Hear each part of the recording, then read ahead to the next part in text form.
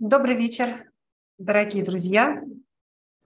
Добро Bonsoir, bonsoir chers amis, bienvenue à cette plateforme virtuelle de la Maison russe à Bruxelles. et bienvenue sur la plateforme virtuelle de la Maison Russe à Bruxelles.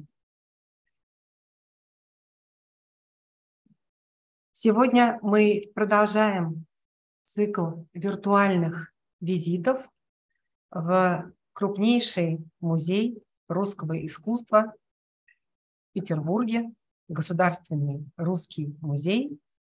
И делаем это с замечательной программой, замечательным проектом, реализуемым этим музеем, виртуальным музеем, который возглавляет Мария Гладких. И я рада вас приветствовать, Мария Юрьевна. Je suis ravie de vous saluer, chère Maria Yuerna, parce qu'aujourd'hui, nous continuons notre cycle avec le musée russe qui sera présenté aujourd'hui par Maria Gladkir. Vous pouvez toujours réjouir nos spectateurs et ainsi en donnant la possibilité à nos spectateurs votre musée, même en visite virtuelle, qui devient en fait très réel. Ce n'est pas uniquement la vidéo, mais une vraie promenade à travers les salles du musée. Notre visite virtuelle au musée russe d'État à Saint-Pétersbourg, le musée principal de l'art russe en Russie, et de vous présenter encore une fois, il y a beaucoup de gens qui connaissent, Maria Gladkir, la chef de la section virtuelle du musée russe à Saint-Pétersbourg. Et vraiment, nous sommes très chanceux parce que ce projet, le musée virtuel, est tellement bien fait, tellement bien élaboré que en nous promenant par des salles virtuellement, on a quand même l'impression presque d'y être et de se promener vraiment en réalité par ces excellentes, somptueuses salles du musée russe d'État à Санкт-Петербург. Как всегда, наша встреча проходит на двух языках, на французском и на русском, с синхронным переводом. Для того, чтобы продолжать на русском языке, вы можете ничего не делать или выбрать русский язык на иконке с изображением глобуса внизу справа от вашего экрана. И я рада приветствовать наших переводчиков, которые помогают нам сегодня. Comme toujours, notre rencontre d'aujourd'hui s'effectue en deux langues, en russe et en français, avec la traduction simultanée. Et pour nous suivre en français, vous pouvez cliquer sur l'icône du globe en bas à droite de votre écran et choisir la piste française. А теперь я еще раз приветствую Марию Юрьевну Гладких.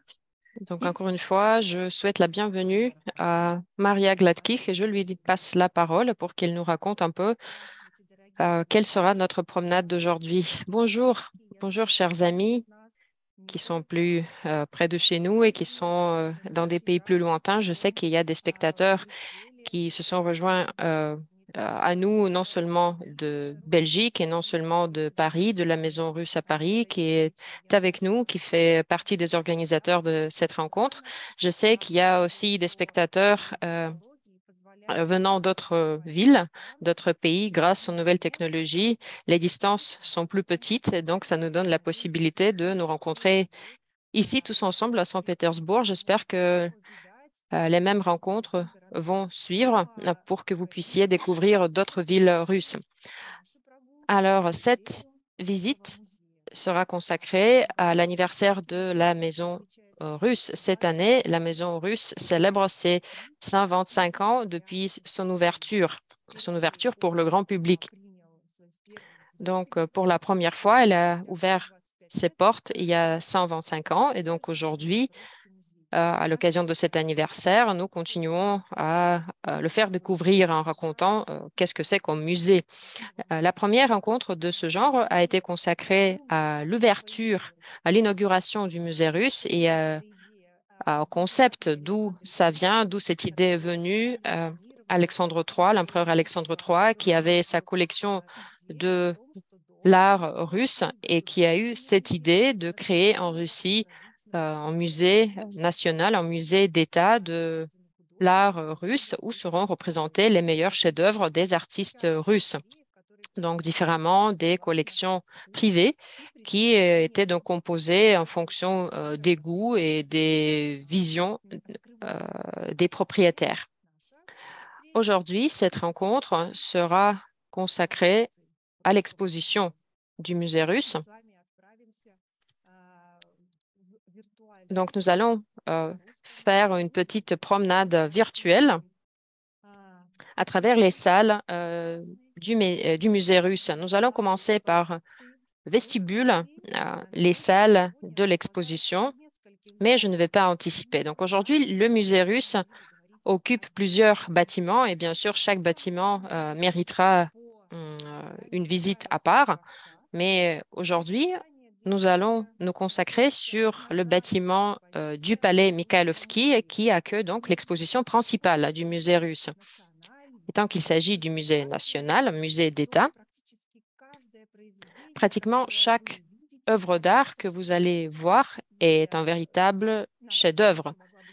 Et bien sûr, notre rencontre pourra durer des heures et des heures. Malheureusement, on n'a pas cette possibilité. Donc, on va faire un tour d'un seul étage, des 2 étages du palais Mikhailovski. Et j'ai un grand plaisir de vous présenter notre lectrice responsable du département des visites et conférences, Valentina Gorlova. Alors, chère Valentina, à vous la parole. Bonsoir. Bienvenue.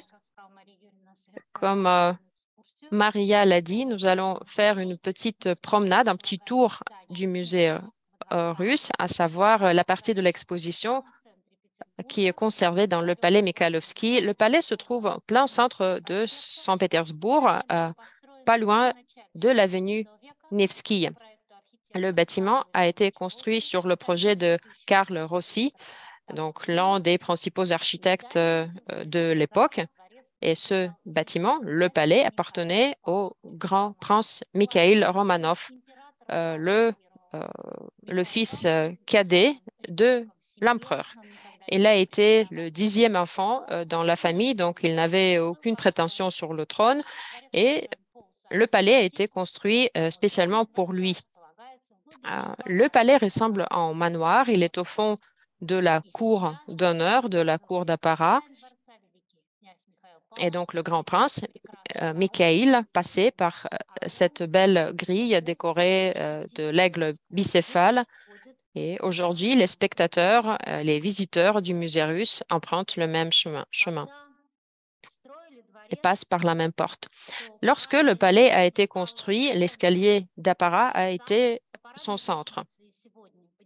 C'est aujourd'hui aussi l'escalier que les visiteurs du musée russe prennent en arrivant au musée et l'empereur Alexandre III les accueille. Donc, à partir de 1900 c'est son nom que le musée porte parce que c'était justement son idée de lancer le premier musée d'État de l'art russe. Alexandre III a été un grand collectionneur. Il a eu sa propre collection de l'art russe, des œuvres de ses contemporains, donc des artistes qui vivaient et qui travaillaient dans la deuxième moitié du 19e siècle. Malheureusement, il est mort en 1894, donc il n'a pas pu réaliser son idée, mais son fils, Alexandre II, a finalement signé le décret lançant la construction du musée. Le palais donc a été réaménagé pour devenir le musée et pour ouvrir ses portes au grand public il y a 125 ans. Donc, virtuellement, nous montons l'escalier, le grand escalier du palais Mikhailovski pour nous retrouver dans le grand vestibule. À partir d'aujourd'hui, les groupes de touristes partent pour découvrir les grands artistes russes. Le vestibule nous donne l'idée de l'appartenance du palais. Et il y a très peu d'intérieurs qui ont été préservés quand le palais est devenu musée. Ici, vous voyez le sujet du triomphe qui domine parce que 7 ans avant l'inauguration du musée, l'armée russe a vaincu l'armée de Napoléon, donc dans la guerre de 1812. Donc, c'est pour ça que le sujet, les motifs militaires dominent dans les décorations. Au tout début, la collection n'était pas très grande, à peu près 1500 objets, tableaux et toiles. Aujourd'hui, il s'agit de plus de 400 000 objets d'art qui font partie de la collection du musée russe. Donc, le visiteur, en passant à travers les salles, découvre l'histoire de l'art russe très riche, en commençant par la peinture médiévale. Près de 6000 icônes font partie de la collection. Les 4 premières salles ne présentent qu'une petite partie.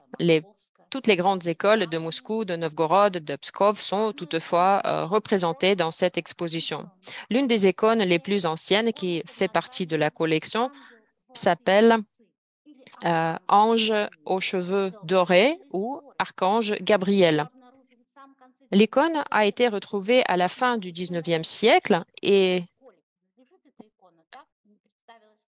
on n'a pas pu identifier l'école à laquelle cette icône appartenait, de Souzdal, de Novgorod.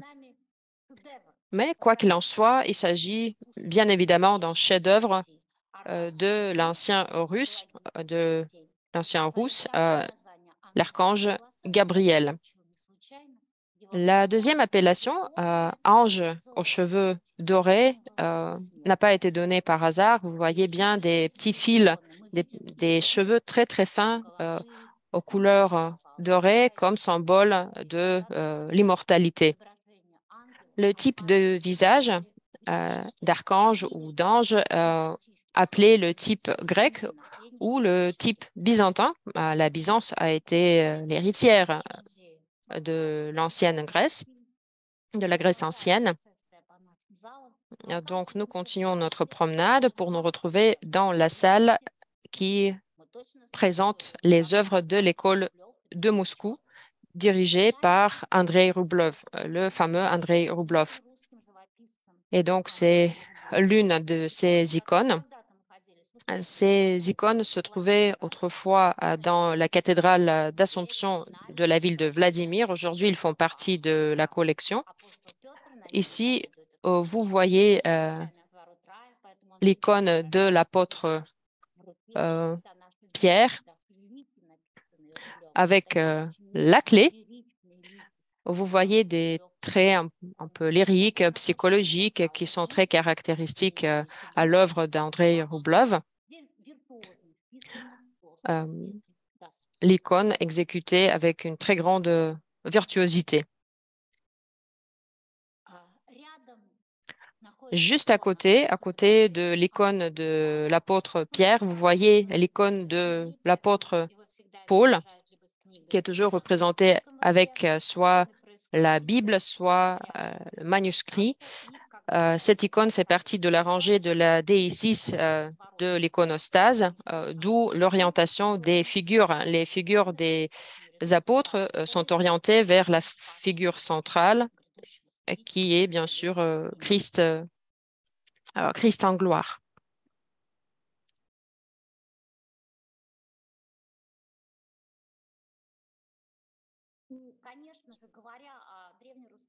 En parlant de l'art russe ancien, il faut bien sûr se rappeler d'une autre école de peinture très ancienne, celle de Novgorod.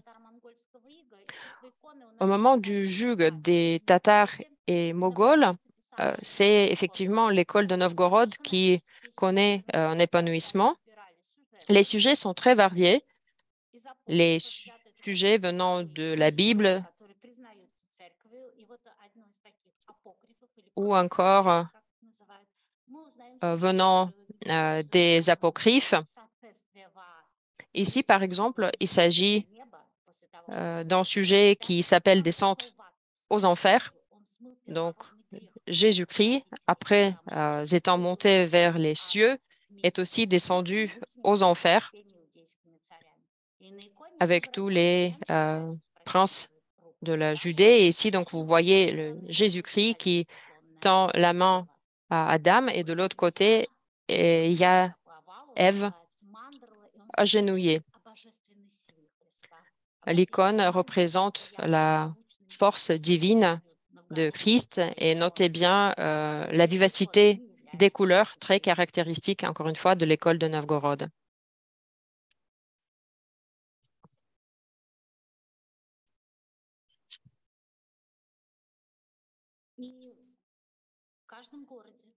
Dans chaque ville, il y avait les saints protecteurs. Donc, au Xe siècle, quand la Russie est devenue chrétienne, parmi les saints les plus aimés, c'était Saint Georges. Par exemple, le prince Yaroslav le Sage a été baptisé sous le nom de Georges. Vous reconnaissez bien le sujet. Ici, l'icône remplace en quelque sorte en livre.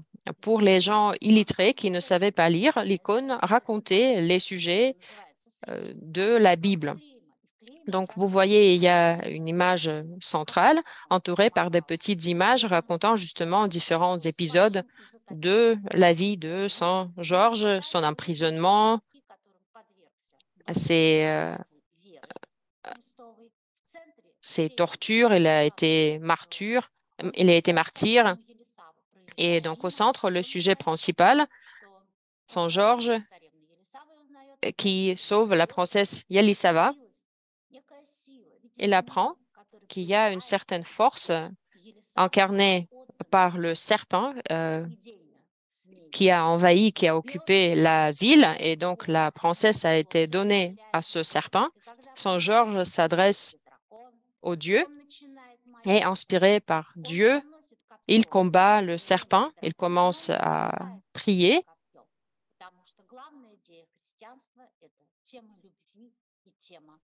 Il lance son javelot, mais il ne perce pas le serpent. En fait, il apprivoise en quelque sorte le serpent par sa prière. Et finalement, la princesse Elisava met sur le cou, ou plutôt sur l'oreille du serpent, sa ceinture. Et donc, c'est la gentillesse qui triomphe. Notez bien la présence de la couleur rouge. La couleur rouge qui en russe veut aussi dire beau, tandis que la couleur blanche représente l'innocence. L'art russe ancien a existé pendant 7 siècles, à partir du Xe jusqu'au XVIIe siècle, tandis qu'à la fin du XVIIe siècle, un nouvel art apparaît, l'art laïque, qui connaît son épanouissement au XVIIIe siècle sous l'empereur Pierre le Grand. Les premiers artistes laïques qui apparaissent en Russie étaient étrangers. Parmi eux, Carl Bartolomeo Rastrelli, un Italien qui a été formé en France et qui est venu en Russie, a beaucoup travaillé en créant différentes représentations de Pierre le Grand, dont ce buste allégorique. Pierre le Grand est représenté comme une personnalité étatique, comme un guerrier, comme un commandant. Vous voyez tous les symboles guerriers, les symboles militaires qui accompagnent ce portrait. Et Pierre le Grand, d'ailleurs, a encouragé les jeunes artistes à poursuivre leurs études, leur formation à l'étranger, en allouant des bourses. Parmi ces jeunes, il y avait Ivan Nikitin. L'un de ses meilleurs portraits, le portrait du chef de guerre de Hetman. On ne connaît pas qui c'est exactement, mais c'est un personnage de l'époque de Pierre le Grand. Notez bien que justement le XVIIIe siècle se caractérise surtout par le genre de portrait. Mais Nikitin crée un portrait psychologique. Il montre la douleur, la tragédie que son personnage vit apparemment. Juste après la mort de Pierre le Grand, plusieurs artistes ont effectué son portrait sur le lit de mort, dont Nikitine. C'est la technique prima. Notez bien la couleur. Il y a des nuances, rouges, par exemple, et d'où la perception, l'impression que la mort n'a pas encore touché le visage de l'empereur et on a l'impression qu'il n'est pas mort, il n'est pas décédé, il dort tout simplement. Nikitine était parmi les artistes préférés de Pierre le Grand et Nikitine semble ne pas croire que son empereur bien-aimé est décédé. La deuxième moitié du XVIIIe siècle, c'est aussi l'époque des portraits d'apparat, donc où les nobles est représenté dans tout son éclat. La technique est venue d'Europe. Il y a souvent comme décoration, comme fond de l'image, des parties de palais. Là, nous voyons donc en portrait d'apparat de l'empereur russe, Pierre III, qui est entouré par les symboles de la puissance de l'autorité d'empereur. Et il y a le manteau d'hermine.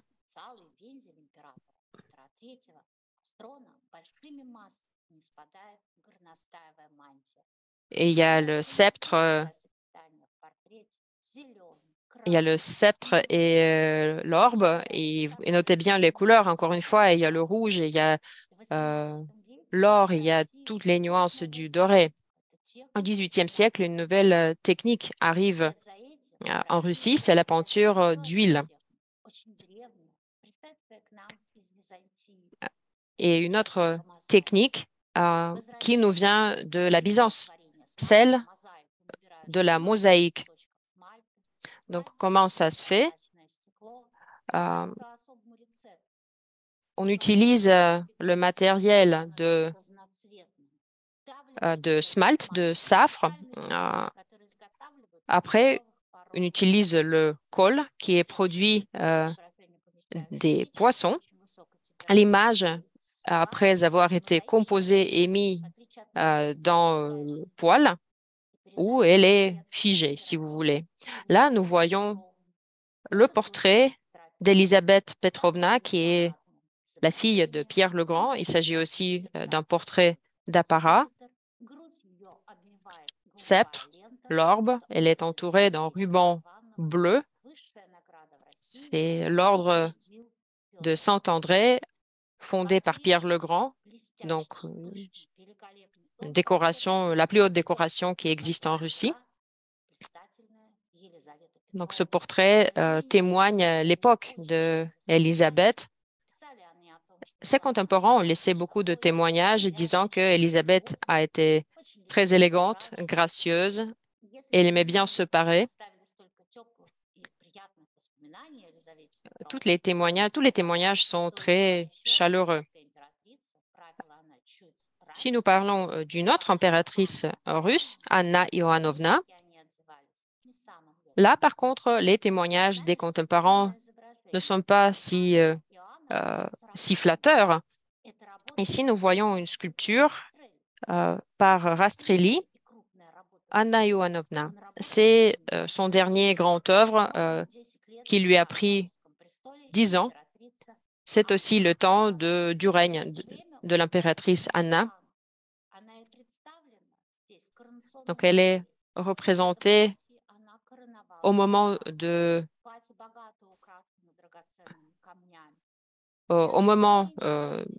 son sacre.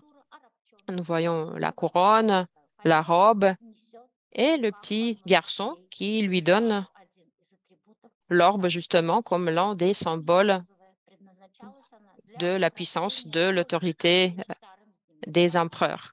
Ces sculptures devaient décorer la place devant le palais d'hiver, mais lorsque la sculpture a été achevée, l'impératrice est également décédée, donc elle n'a jamais vu le jour en tant qu'élément décoratif du palais. Elle s'est retrouvée directement au musée. La sculpture pèse plus de 6 tonnes, mais cependant, elle ne donne pas cette impression. Elle a l'air très, très élégant grâce aux éléments ciselés. Du XVIIe siècle, et il est arrivé ainsi que le XVIIIe siècle dans l'histoire russe était le siècle où en Russie étaient plutôt des impératrices. Et bien évidemment, la grande impératrice Catherine II. Devant nous, vous voyez le tableau de l'artiste peintre Dmitri Levitsky. Vous voyez Catherine II, c'est l'un des grands peintres, et le tableau est intitulé Catherine II, législatrice, la déesse de justice et justesse. Là, vous le voyez dans le coin avec les yeux fermés, l'impératrice par sa main. Là, vous voyez avec un geste, elle montre la victime. Et tout ce qu'elle fait, elle fait au profit de l'État. Au pied, à ses pieds, vous voyez le symbole de son pouvoir qui s'appuie uniquement sur la loi. Là, vous voyez un olivier qui est le symbole de la paix. Donc, la manière dont elle règne, c'est uniquement avec la paix. Là, elle a réussi à avoir des victoires maritimes et aussi terrestres contre la Turquie. Derrière, c'est pour ça, derrière, vous pourrez voir le symbole du bateau en tant que symbole de victoire maritime. Et la Russie est une puissance maritime, une grande puissance maritime. Le temps de pouvoir de Catherine II, c'est un temps favorable pour la Russie. Elle a eu beaucoup de correspondances avec Voltaire, Diderot. Il a admiré l'intelligence, le talent de Catherine II.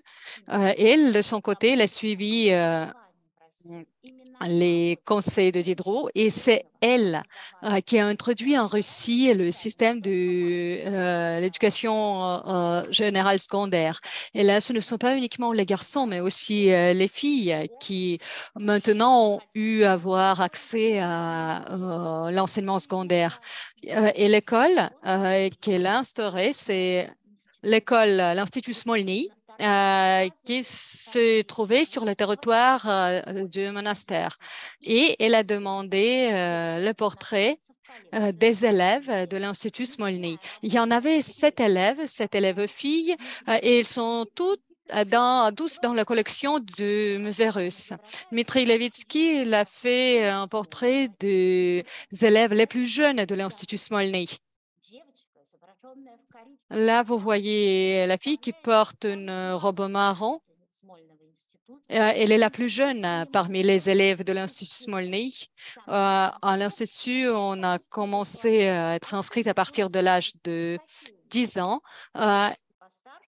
Les filles plus âgées, ils ont porté des robes de couleur verte. Et là, vous voyez sa copine aînée, elle démontre de belles manières et ses mouvements bien élégants. Je ne vais pas dire que les purement vertes, c'est plutôt bleu-vert. Et les diplômés ont porté des robes blanches. Et là, pouvait distinguer les élèves par couleur de leur robe. Pour les jeunes, comme vous avez compris, des robes marron, puis bleu-vert et les robes blanches. Là, vous voyez le portrait d'Alemova. Là, vous voyez, c'est les diplômés de l'Institut Smolny, robe blanche, et là, elle joue de l'harpe, qui était l'art le plus harmonique du XVIIIe siècle. Vous voyez sa robe très élégante. Et si on la rapproche, là, on voyait un ruban avec de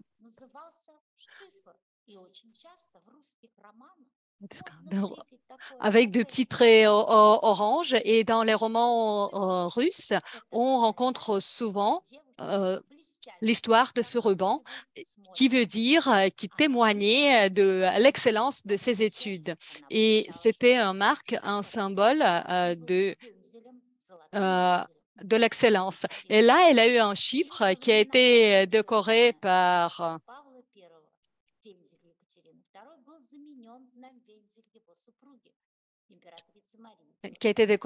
un monogramme, et puis uniquement pendant le pouvoir de Paul, ce monogramme a été remplacé, monogramme de Catherine II. Et puis, l'Institut Smolny a existé jusqu'à l'an 1917, mais bien évidemment, ils ont eu beaucoup de souvenirs malgré les conditions très difficiles de leur présence au sein de l'Institut Smolny. Il fallait utiliser chaque minute avec de l'utilité. C'était de leçons, formation de musique, de danse, de la parole.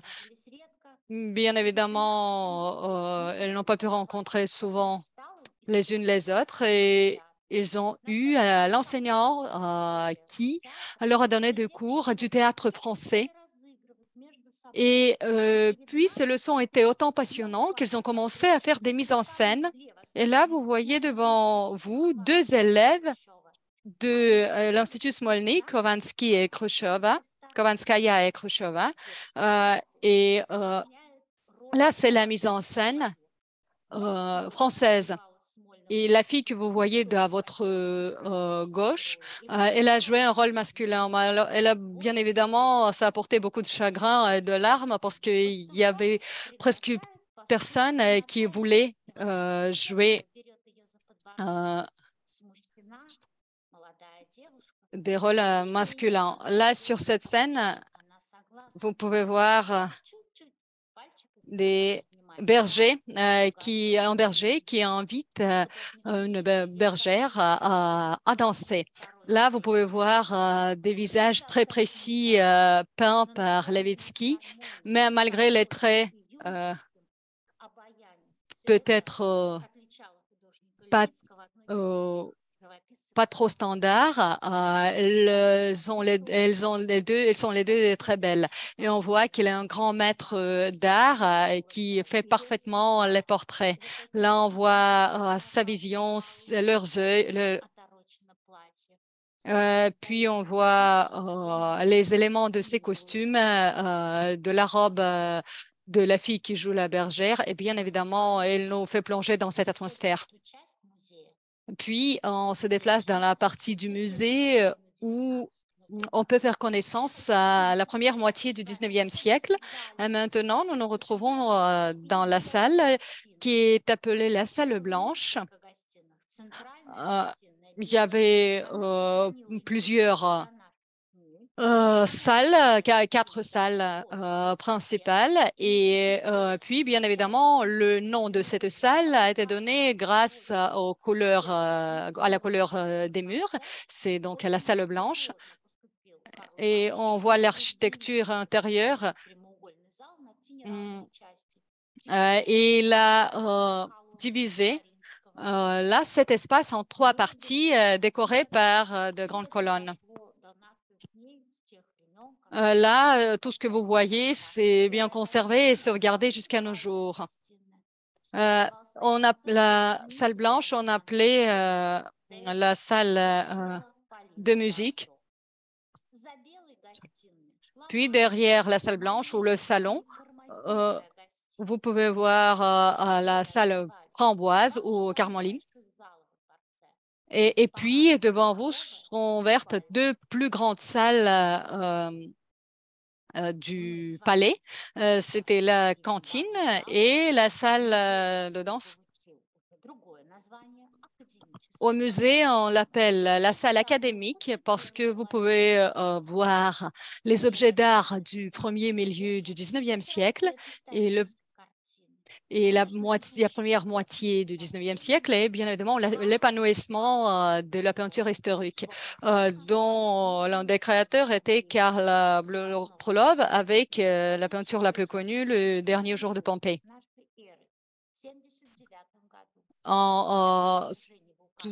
Tous les événements, bien évidemment, vous voyez, c'est l'an 79 après Jésus-Christ et le volcan Vésuve.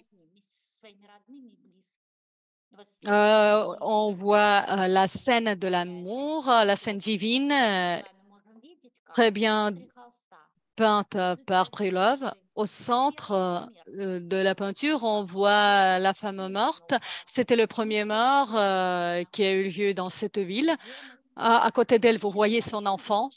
La grandeur de cette peinture et réside dans le fait qu'il n'y a pas de héros principal, de personnage principal. Ce sont toutes ces personnes qui sont le personnage principal. Là, vous voyez la composition inhabituelle. C'est comme une vague qui s'élève et puis qui descend de nouveau. En arrière-plan, vous pouvez voir un escalier. C'est la sortie de la ville d'où les habitants peuvent quitter cette ville. Et Brulov, il se passionne de ce sujet. Lui-même, il veut prendre part à ces événements. Et là, vous voyez ce jeune homme que je vous montre. C'est lui-même, c'est son autoportrait, c'est l'artiste peintre Karl Brulov. Il apporte le plus précieux, l'objet le plus précieux, c'était une petite caisse, un petit caisson avec ses couleurs et ses pinceaux. Il essaie de s'en souvenir pour la dernière fois. Ce tableau, bien évidemment, a été exposé à Rome, puis à Paris. Elle a été récompensée de la médaille d'or. C'était le premier succès de l'artiste peintre russe dans l'espace européen. Puis, ce tableau a trouvé sa place dans l'Académie des Beaux-Arts pendant l'exposition temporaire. Puis, ce tableau a été racheté par Demidov, qui lui a offert à l'empereur Nicolas.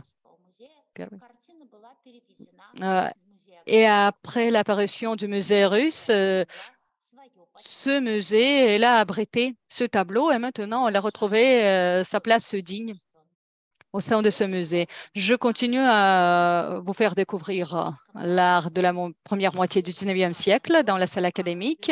Karl Brulov, vous pouvez voir ses tableaux aussi dans ces salles-là. Il était un bon portraitiste et il faisait beaucoup de paysages aussi. Et là, vous voyez le portrait de la princesse Yelena Pavlovna Charlotta Maria, princesse de Württemberg. Elle s'est mariée à l'âge de. Elle s'est mariée au prince russe et puis Nicolas Russe a parlé de la princesse Helena. Helena était une savante au sein de notre famille. Elle s'intéressait beaucoup à la zoologie, à la science botanique des plantes. Comment? Elle a fait sa connaissance avec Brulov en Italie et elle lui a commandé un portrait où elle est peinte avec sa fille Maria. Sur ce tableau, vous voyez le rideau rouge. Puis au fond de ce rideau, on peut voir le visage de Yelena Pavlovna, sa coiffure. Elle tient à sa main un foulard. Et vous voyez la virtuosité dans la peinture et description de cette écharpe ainsi que dans la texture de sa robe.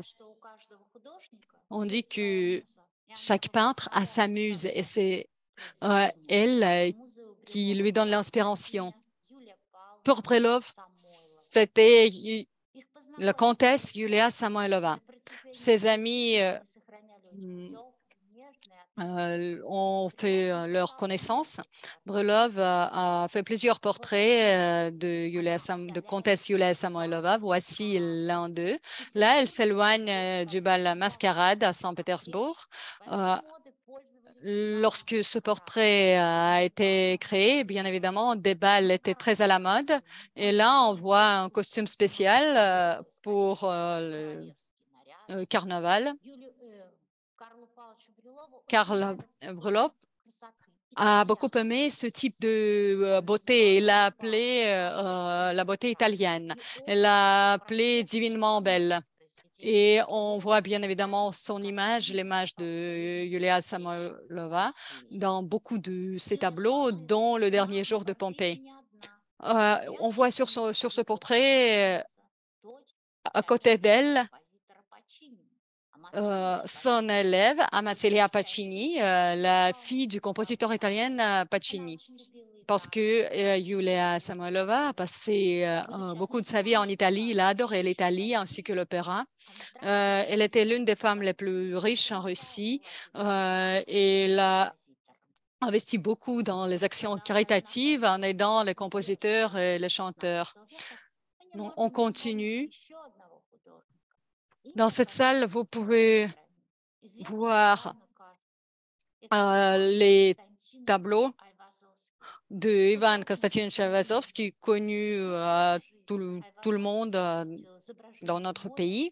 Presque toute sa vie, il a consacré au paysage maritime. Son biographe, Ivan Zaitini, a écrit la lettre en lui posant la question: combien de peintures vous avez fait pendant votre vie? Il a dit: je ne peux pas vous donner la réponse exacte, mais à peu près 6000. Parmi les œuvres les plus connues, bien évidemment, c'est le tableau La 9e vague. Parmi les marins, il existe une légende que pendant le mauvais temps, la tempête, la plus compliquée et la plus puissante est la 9e vague. Et c'est si on peut faire face à cette 9e vague, c'est toujours l'espoir au sauvetage. Lui-même, il a eu un naufrage lorsque son bateau s'était presque écoulé. Et plusieurs jours, il n'y avait aucune nouvelle sur ce qui s'est passé avec son bateau, son navire. Et en mémoire de ces événements, il y avait cette peinture, bien évidemment, a été créée. Le navire lui-même s'est déjà écroulé, mais plusieurs personnes ont réussi à se sauver en se tenant sur le mat, mais ils ne savent pas encore s'ils peuvent survivre si le temps change, ils pourront avoir de la chance. Et maintenant, on voit sur ce tableau les premiers rayons de soleil et qui voulaient donner cet espoir-là à ces marins. Et là, on voit très bien en arrière-plan que cette vague, là, la 9e, elle passe à côté de ces marins. Et la 10e vague, en fait, elle peut les toucher directement, mais quand même, elle est moins puissante. Le sujet le sujet maritime restait l'un des sujets populaires, pas uniquement pour cet espace-là, mais aussi pour toute époque de romantisme du 19e siècle dans d'autres pays. On continue à faire connaissance avec l'œuvre d'Ayvazovski. Et là, vous voyez la vague, le tableau. Si la 9e vague, on a vu l'espoir pour le sauvetage des marins, là, malheureusement, il n'y a plus d'espoir. On voit ce point de vue de bas en haut. On voit on voit le bateau qui est en train de s'écrouler, mais c'est pas uniquement le destin des personnes qui sont en train de mourir qui touche, mais c'est en effet la tempête, le mauvais temps et toutes les conditions météorologiques qui impressionnent. Avec de l'huile, elle pouvait décrire comme avec de l'aquarelle. Vous voyez des couches très, très fines sur ce tableau. Parfois, il faisait, grâce à ces couches très fines, il a réussi à donner l'impression aux spectateurs, notamment des masses de cette eau qui tombe sur les marins.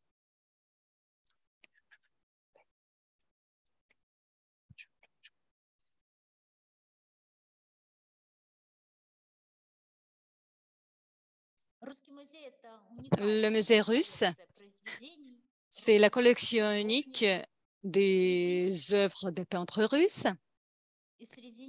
Parmi eux, il y a un peintre, élève de Karl Brulov, Pavel Fedotov. C'était Pavel Fedotov qui a été appelé le fondateur de peinture de genre en Russie. Parfois, il s'appuyait sur l'œuvre des peintres hollandais.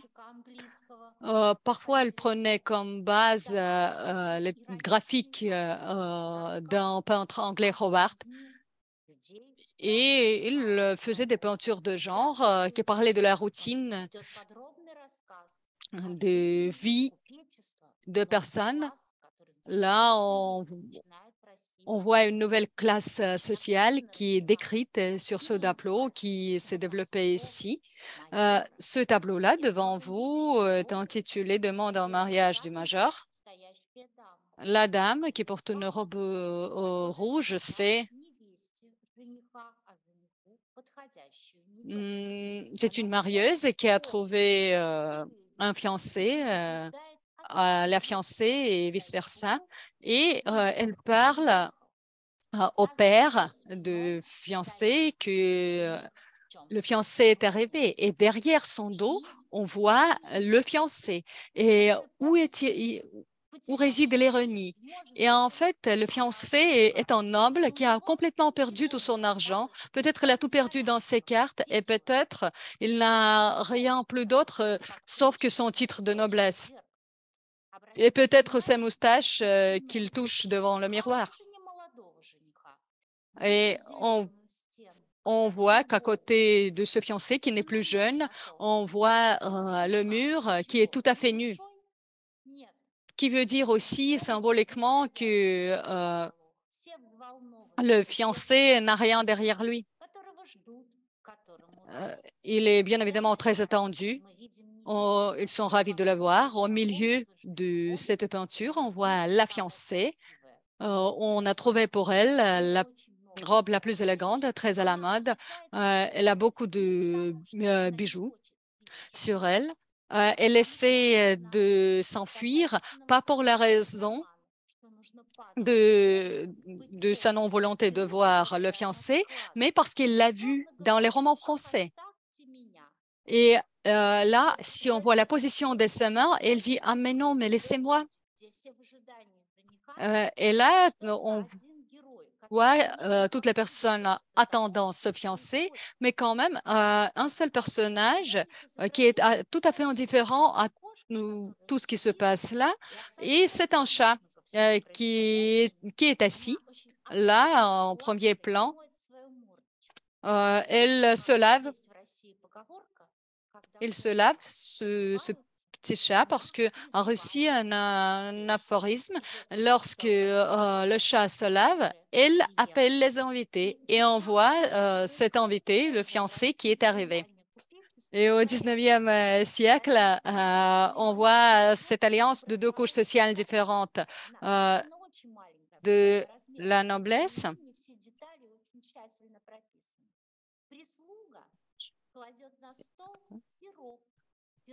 Et des marchands aux négociants. Là, on voit la servante qui a mis un gâteau spécial appelé koulebaka sur la table. Et à côté, sur la chaise, on voit bien évidemment des objets qui ont été utilisés dans la noblesse. Par exemple, la bouteille et deux verres pour le champagne. Et encore un petit détail qui fait écho à la peinture hollandaise. Là, vous voyez la table couverte d'une table, la table blanche couverte d'une nappe. Et là, on voit une assiette avec du raisin que les peintres hollandais ont beaucoup peint. On peut présumer que le fiancé, après le mariage, aura son titre de noblesse. Et puis, de son côté, lui, il aura tous ses avantages des marchands. Et il y avait beaucoup de peintures qui ont été décrites au même sujet. À part Fedotov, un autre peintre bien connu, Alexei Venetianov, qui travaille aussi sur le même sujet. C'est le peintre du monde des paysans. Il était parmi les premiers qui a commencé à peindre sur ses toiles cette couche sociale. Il n'était pas très intéressé à peindre les tragédies, les malheurs des paysans. Il était plutôt intéressé par d'autres sujets. Il voulait représenter une sorte de monde idéal, élégie, une certaine élégie des paysans qu'il construit sur ses toiles. Donc, sur ce tableau, aire de battage, il enlève un mur. À quoi bon? Pour avoir plus de lumière, pour que la lumière puisse percer tout l'espace de cette aire de battage, avec tout le jeu de l'air, de lumière. C'est ce qui intéresse l'artiste. Et il n'est pas le seul. Les artistes du 19e siècle sont vraiment très intéressés à ce jeu de lumière qui est très bien représenté sur ce tableau-là.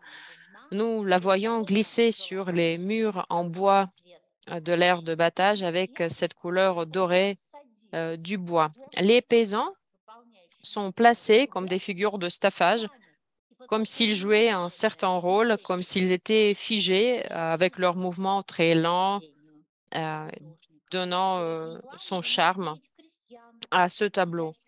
Au premier rang, nous voyons par exemple une paysanne dans une robe bleue avec une coiffure rouge, avec ses mouvements, encore une fois, très lents, très gracieux, ce qui donne une impression très particulière de l'espace, comme si les figures se trouvaient en plein air. Et Vénitianov était parmi, encore une fois, les premiers des artistes russes qui s'intéressent aux paysages de campagne, donc en recréant cette ambiance de l'été à la campagne.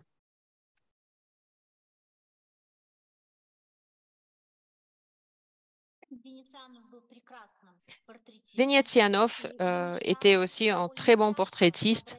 Très souvent, ils utilisaient les couleurs pastel avec la technique toute particulière. Les pastels étaient très sollicités dans l'art européen au XVIIIe siècle et donc au XIXe siècle, Vénitianov l'utilise très souvent en créant de nombreuses œuvres, de nombreuses images, aussi des paysannes surtout. Il a, é- il avait une sensibilité extraordinaire de la couleur, comme nous le voyons sur ce portrait d'une jeune fille. Et puis, sur un autre tableau du même peintre, Vénitianov,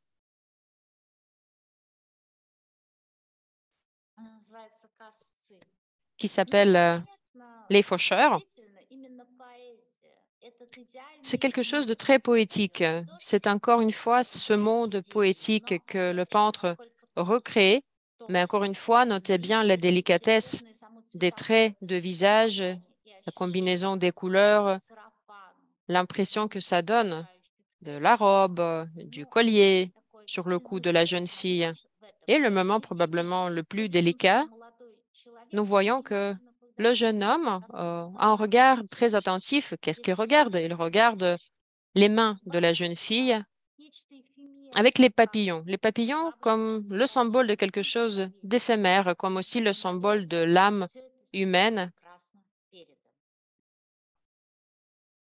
qui devient le centre du sujet du tableau.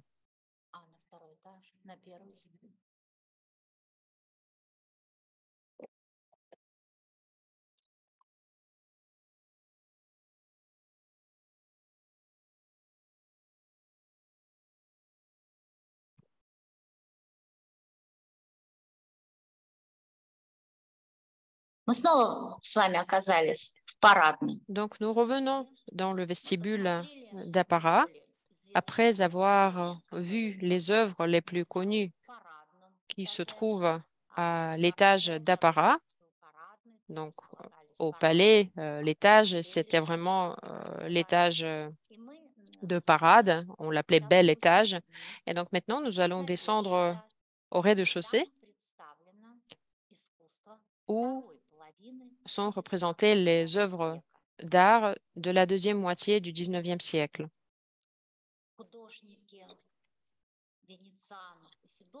les artistes Vénitianov et Fedotov, donc l'un qui était le fondateur de la peinture de genre, Vénitianov, qui a découvert ce monde de la campagne. Et dans les années 60 du 19e siècle, il y a aussi une nouvelle génération des peintres, des artistes qui arrivent pour qui ce sont surtout les sujets sociaux qui sont importants, influencés par Nikolai Tchernyshevsky. Tchernyshevsky qui était à l'origine des discussions portant justement sur la condition sociale. Et l'une des questions aussi qu'elle a posées, quel genre de réalité fallait-il représenter dans l'art? Et une autre idée exprimée par plusieurs philosophes de l'époque,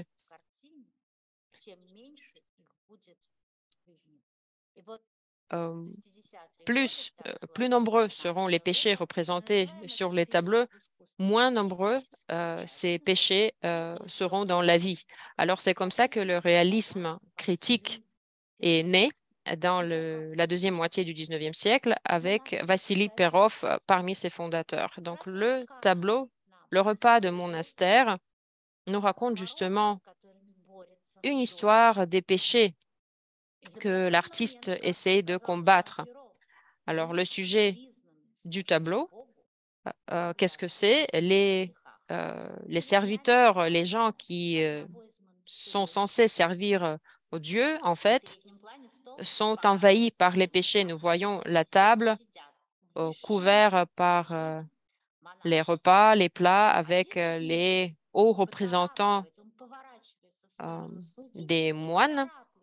Il y a un personnage qui se tourne vers le serviteur. Le serviteur essaie d'ouvrir la bouteille, et puis la figure du centre, un gros monsieur, un autre moine à côté de lui qui lui raconte apparemment une blague où il se plaint. On voit de nombreuses bouteilles, des fruits, des repas exquis sur la table. Au fond, il y a une autre table avec des moines, mais apparemment plus simple dans la hiérarchie religieuse. Et sur leur table, il n'y a rien. La table est vide. Et les moines noirs, comme on les appelait, ils tournent leur tête et regardent la table bien chargée de leur supérieur avec envie et colère. En même temps, nous voyons qu'il y a des invités qui arrivent. Il y a le général avec sa jeune femme qui entre dans la salle. Et donc, ce petit vieux monsieur et sa belle femme sont invités à passer à la table avec un parapluie, avec un châle. Mais vous voyez le geste de sa main qui est très caractéristique. Elle, comme si elle se détournait en fait du moine qui les invite. Elle n'est pas très contente et toute la composition du tableau est très intéressante. Elle commence à cet endroit-là. Là, on voit d'abord la famille avec les enfants, puis on voit le groupe du général avec son épouse, puis on voit, si on fait un petit rond, on voit le Christ sur la croix, et puis à travers un moine qui demande de se dépêcher son servant, nous, en faisant ce tour-là, on voit de nouveau la personne qui fait de la prière. Ainsi, nous comprenons la vie, la routine, pas uniquement d'un monastère, mais la vie d'une personne ordinaire. Et là, elle s'est battue contre les péchés. Il croyait le plus de péchés sont décrits sur le tableau. Le moins, on les aura dans sa vie. Et puis, toute son attention a été attirée sur les aspects sociaux. Et il fallait toujours démontrer le travail intérieur de l'âme d'une personne. Donc, dans la peinture de la deuxième moitié du 19e siècle, la lumière ne jouait plus un rôle important. L'un des peintres principaux de cette époque-là, était Kramskoï, mais aussi Perov. Dans la collection du musée russe, il y a des tableaux de Kramskoï qui étaient à l'origine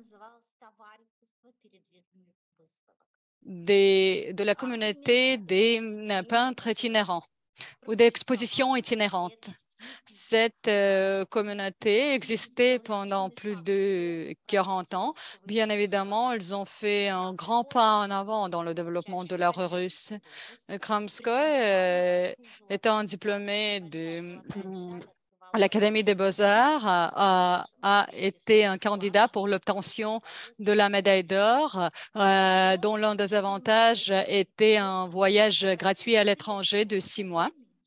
Et puis, ils ont demandé le président de l'Académie de leur autoriser à préparer leur diplôme, leur travail de fin d'études sur le thème libre. Mais d'habitude, le travail de la fin d'année était soit le sujet de Bible ou un autre. Mais là, les étudiants ont choisi un sujet assez aigu et perplexe, mais malheureusement, ils n'ont pas attendu la décision du président et juste, ils ont quitté l'université et on l'appelait après dans l'histoire, si vous voulez, l'insurrection des 14 et dont le leader était Kramskoï. Kramskoï a pris part dans l'histoire artistique créée par Tretiakov, un collectionneur et mécène très connu. Dans la deuxième moitié du 19e siècle, le portrait d'Ivan Shishkin est le premier parmi tous ces portraits de cette galerie. Shishkin est un ami qui travaille dans le même style que Kramskoï, un paysagiste. Et le paysage était l'un des styles très puissants de la deuxième moitié du 19e siècle. Et devant nous, vous pouvez voir l'image extraordinaire. Il n'y a rien qui nous empêche. Vous voyez le fond clair sur lequel on voit la figure emblématique des cheveux librement coiffés, puis une barbe longue. Là, on voit une image d'un artiste peintre de Bohême qui a été créé par Kramskoï et Kramskoï nous a dit dans cette peinture que bien évidemment les yeux sont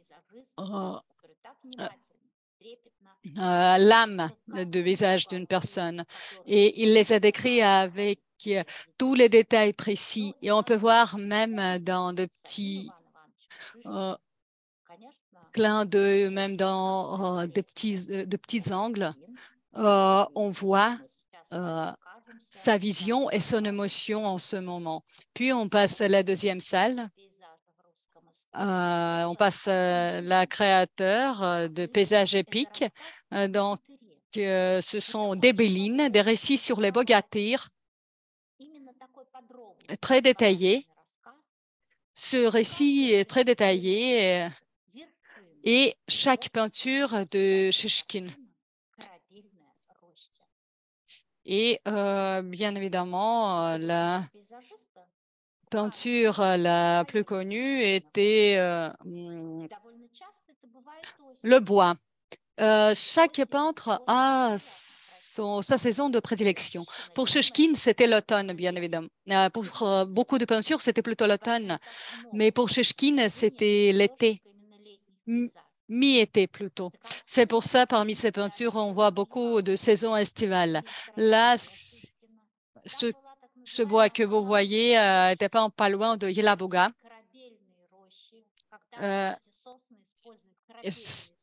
et on l'appelle le bois des bateaux parce que les pins que vous voyez, ils sont utilisés pour la construction des bateaux et des navires, des mâts de navires. Et puis, la décision a été prise de где все пронизано светом, солнцем. И действительно идет такой подробный повествовательный рассказ. Картины couper tout ce bois-là de bateau. On voit très bien les rayons de soleil, ce ciel-là, et pour sauvegarder la mémoire de ce bois de bateau, il a pris la décision de la mettre sur la peinture. Et là même, on voit ce petit pont qui a été détruit par un homme. Là, on voit que c'est plutôt midi. Il fait très chaud. Et ce petit lac que l'on voit en premier plan, il est asséché. On voit très bien le fond du lac. On voit de toutes petites pierres. Grâce à ce petit pont fait à la main, on peut traverser d'un rive à un autre. On peut se promener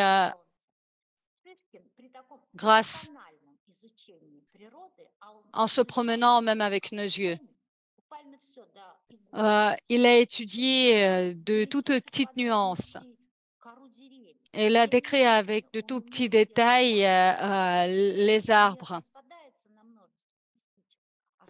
Même la croûte, l'écorce d'arbres aussi. Et ce ne sont pas de petits fragments, mais c'est l'harmonie. C'est le son très beau. Et faites attention aussi aux ombres des pins qui imbibent avec la lumière et avec l'air à respirer. Et imbibe tout ce tableau avec ses émotions. Et il fait des bois pas uniquement de pin, mais aussi de beaucoup d'autres arbres de sapin, des chênes, par exemple. Et chêne était l'un des arbres préférés à peindre. Là, vous voyez devant nous les chênes. J'attire votre attention à la composition de ce tableau. Les chênes sont très puissantes et on ne voit pas leur sommet sur ce tableau. Il les coupe par le cadre du tableau en mettant en lumière la puissance de leur tronc. Et là, on voit quand même l'influence des impressionnistes français. L'une des méthodes qui a utilisée aussi, on le voit avec l'écorce de ces arbres et puis avec de l'herbe. On voit de toutes petites nuances à chaque petite herbe et à l'ombre qui tombe. Et on voit ce petit pont-là, cette nuance des couleurs plus chaudes aux couleurs plus froides. Grâce à ceci, le tableau devient monumental, très puissant. C'est la beauté et la puissance et l'épanouissement de nature qui est mis en lumière. Ces pas ont été suivis par le fameux peintre russe Ilya Repin. Ilya Repin, artiste peintre éminent de la deuxième moitié du 19e siècle. Parmi ses tableaux les plus connus, et bien évidemment les Halles sur la Volga. C'était son premier tableau indépendant après l'obtention de son diplôme de l'Académie des Beaux-Arts. Pendant l'un de ses voyages sur la Volga, Repin a vu les Halles. Cela lui a beaucoup impressionné. Il a fait une petite étude des esquisses et des croquis. Puis, il a reconnu cette étude comme l'étude qui n'a pas été réussie. Mais cette étude-là, ce croquis, Il a quand même le poussé de faire un autre voyage sur la Volga pour retrouver de vrais haleurs.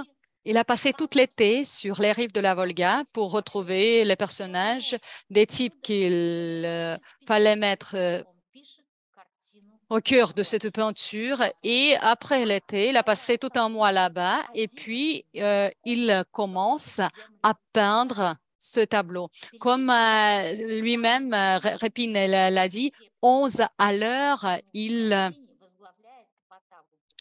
euh, 11 à l'heure, ils piétinent la terre avec leurs pieds.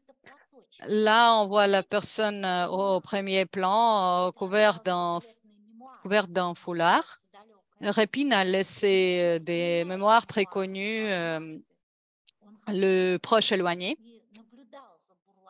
Et dans ces mémoires, il nous dit que sur les rives, il a réussi à avoir un alleur qui lui a rappelé un philosophe antique avec un foulard sur la tête et en même temps un tout petit foulard sur la tête. Mais lui-même, sa figure était toute puissante. Il a fait bien évidemment sa connaissance à ce alleur. Et lui, il a commencé à s'arranger avec lui pour lui poser. Mais ses amis, quand même, se moquaient de lui.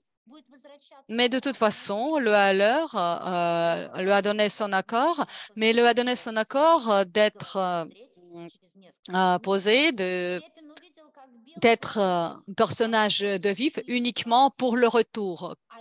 Quand il sera sans poids.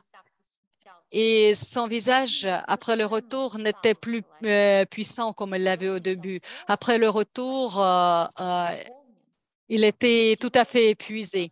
Mais le peintre lui a donné, lui a tenu sa promesse.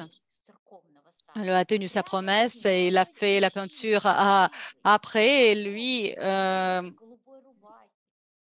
après, on l'a vu qu'il était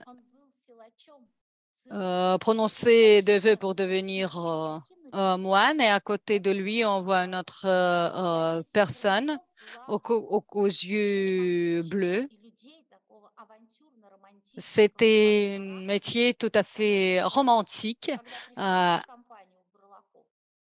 Évidemment, il y a beaucoup de personnes, on peut les suivre.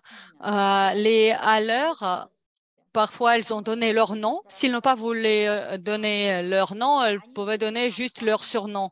Ils ne leur ont jamais posé des questions privées. Et puis, en soirée, bien évidemment, elles se partageaient de petites histoires.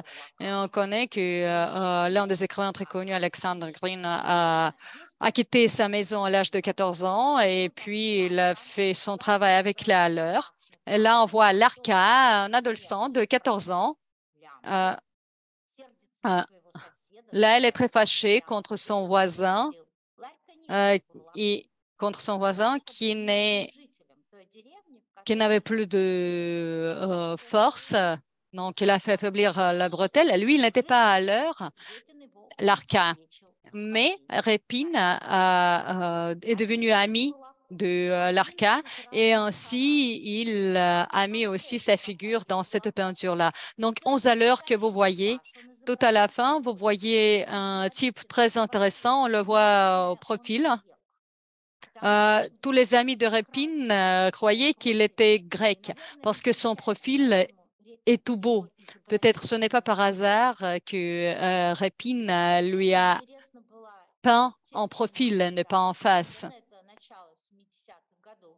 C'était au début des années 70 du 19e siècle et que cette peinture a été créée. Et aujourd'hui, on voit un portrait de groupe, un portrait collectif de paysans russes.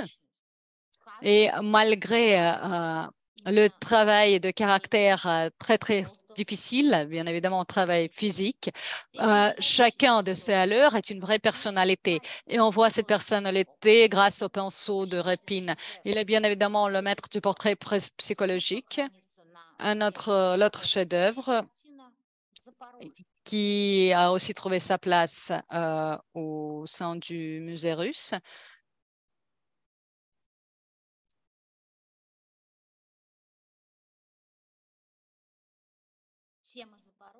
Là, vous voyez le tableau qui est intitulé Zaporog. Ce sujet-là, bien évidemment, touché Répine pendant toute sa vie parce qu'il est né dans la ville Tcherbouïev, dans la région de Kharkov. Cette peinture appartient à celles qui sont les plus connues. Un jour, pendant le déjeuner, Répine a été invité. Il a entendu lire une lettre dans Zaporog. Il existe une légende selon laquelle, au XVIIe siècle, le sultan de Turquie, Mahomet IV, a envoyé la lettre aux Cosaques de Zaporog et en le proposant de passer à son service. Pour les Kazakhs de Zaporozhye, la liberté était au-dessus de tout. Et être au service d'un sultan turc voulait dire de perdre cette liberté. Et ils ont envoyé une réponse au sultan turc. Ils se sont moqués dans cette lettre d'un sultan.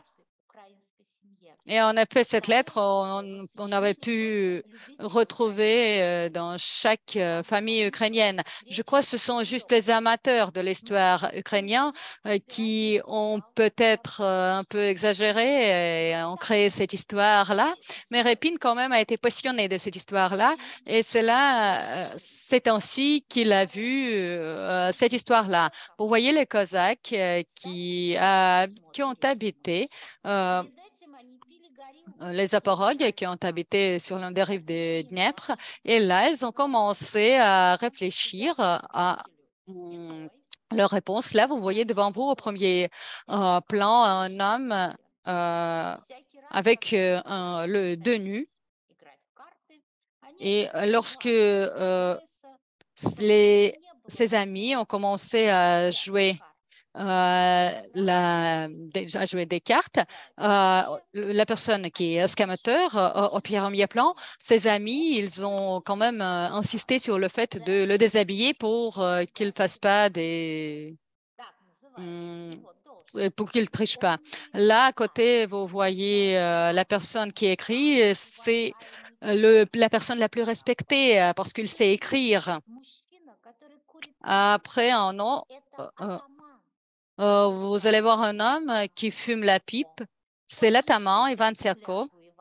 Là, vous voyez un regard très rusé. Il observe les Cosaques, comment ils réagissent à tout ce qui se passe. Derrière Ivan Serko, on voit l'autre Cosaque sans dents de devant. Il rit et il montre avec son doigt quelque part derrière, comme il condamne le sultan turc. Pour travailler là-dessus, Répine étudie l'histoire des Zaporogues. Et il commence à faire la collection des objets des Zaporogues. Là, le jeune homme avec le dos nu, on voit sur ses genoux l'instrument musical qui s'appelle bandura. Puis on voit des objets pour le vin, des fusils, qui étaient aussi dans la collection de Répine. Et il a voulu montrer aussi un élément très intéressant à travers un sourire ou la manière de rire. Et si on regarde ce tableau, chacun rit à sa manière. Mais le rire éclatant, c'est chez le vieux Cosaque. On voit ce Cosaque dans des habits rouges et chapeau de l'époque blanche, bonnet en peau de mouton. C'est une image vraiment extraordinaire, même pour cette époque-là. Il y avait plusieurs personnes qui sont arrivées en même temps de poser. Il peignait des portraits de plusieurs personnes. Puis, d'une des personnes, il a pris en image le nez, de l'autre personne les yeux, et puis il a créé une image collective. Tout ce qu'il a vu dans sa vie, il a pu faire réaliser après dans sa peinture. Et là, par exemple, on voit son fils, il a fait couper de la même manière pour que la nature soit toujours à côté et il a pu travailler sur le vif. Et cette peinture a été prête et le tableau a été racheté par l'empereur Alexandre III pour sa collection. Elle était un honneur bien évidemment, de vendre la peinture à l'empereur et les appareils ont trouvé leur place importante dans ce.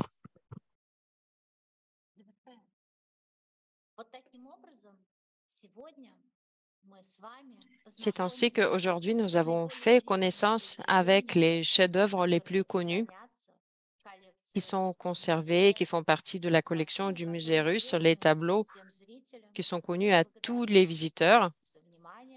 Nous vous remercions de votre attention et nous espérons que nous allons nous revoir dans l'avenir. Merci beaucoup, Valentina. Chers amis, merci à vous, merci d'avoir été avec nous. Nous espérons que vous avez bien aimé cette visite virtuelle et que cette visite vous a permis de découvrir cet épanouissement et aussi les débuts de l'art russe. La prochaine fois, nous allons poursuivre notre dialogue.